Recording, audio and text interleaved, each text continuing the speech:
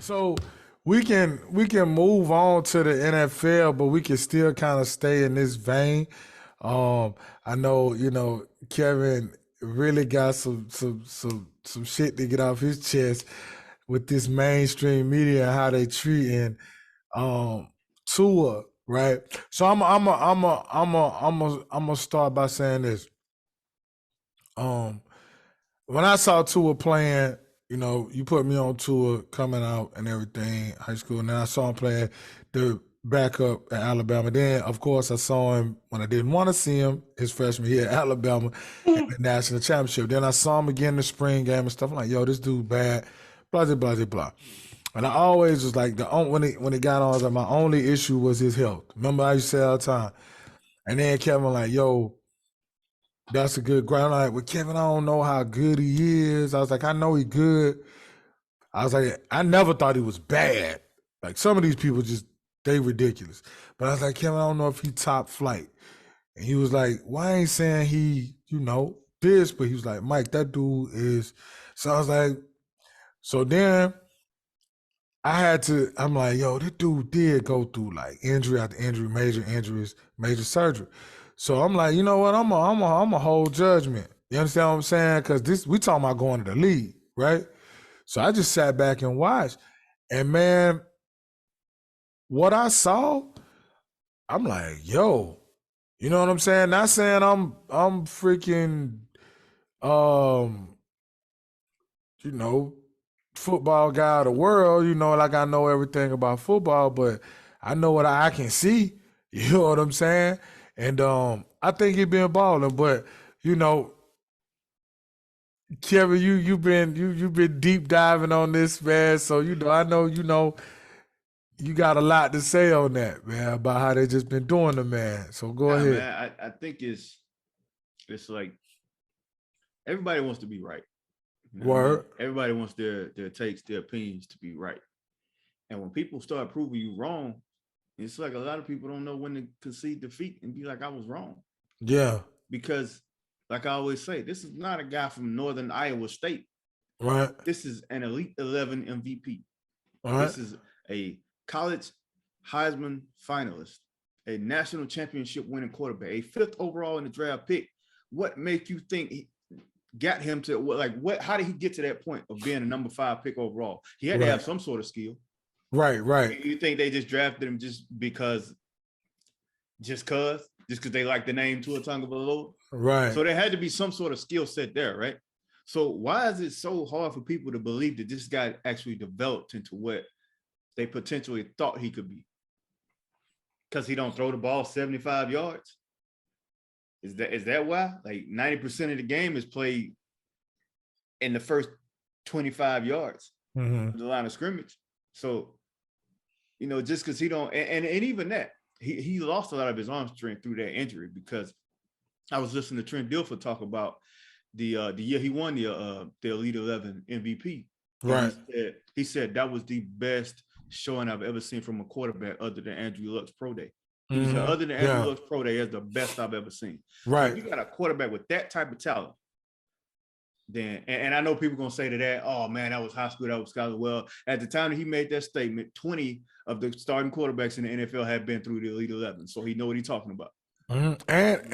And he challenged him at that. He challenged Man, him, man. and look, I watched that Elite 11 because I had been following Tua anyway. Right. I watched that Elite 11 from beginning to end. And Tua, when he first got there, he was about to send Tua back home because he was doing that. He was doing that bad. Yeah, he was rough on him.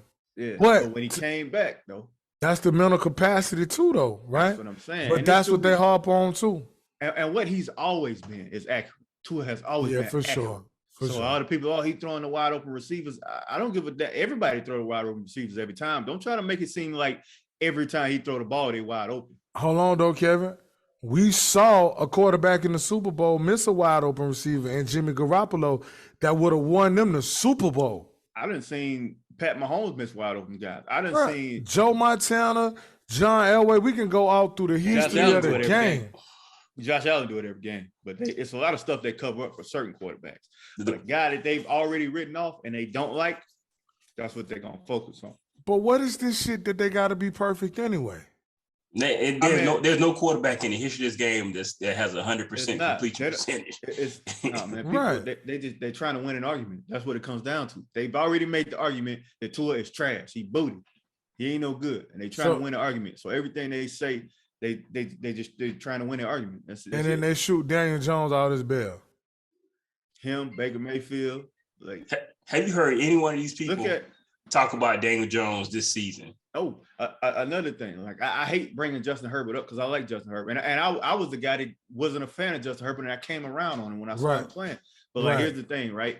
Like, they shoot Justin Herbert all this bail because his guys are hurt, right?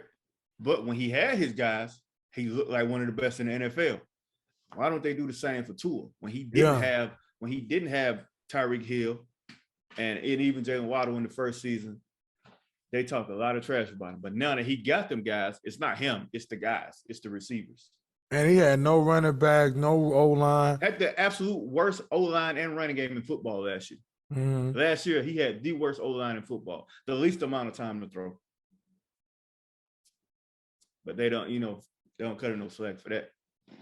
But I'm saying when a guy come out and ball, what else you want him to do? Like how else does he gain your respect if he come out and ball, bro? Like I don't understand. I'm just saying, judge what you see fairly, like, bro. Absolutely. Like, see what he doing. Like, stop like judging him off all these preconceived notions you had of him not being any good. Yeah. Damn all of that. What is he doing right now? Yeah, for sure. Is leading the NFL in quarterback rating, bro. Like, he missed like 3 games and he's still like third in the NFL in touchdown passes. And everybody has been there on both sides of the coin. It's been players that we have loved and thought was just going to be great and wasn't. Players we thought was like, man, why did they draft this dude? Or who is this dude? And has been, I'm sure people felt that way about Tom Brady. Why the hell they draft Tom Brady? We could have drafted some, and then you see what you got, right? Or when people drafted, when San Francisco drafted T.O., I'm pretty sure it was some rumblings. When people, so I thought Tim Couch was going to be the next, Joe Montana. He gave you every reason to in college. Right. You know what I'm saying? It didn't work out. But I think that was more dealing with, some other circumstances too. But my thing with Tua though is like I like how he adjusts, like how he adapted things, right? Like how he adapted to what we was talking about in the Elite 11. How he adapted to like I even told y'all that like his injury concern, like the amount of times that he get injured, that's a concern to me. Like I wouldn't even blame them if they moved on if he didn't have a good season after this year because he stayed injured so much. But what did he do? Even this year, he made an adjustment in the last 2 games.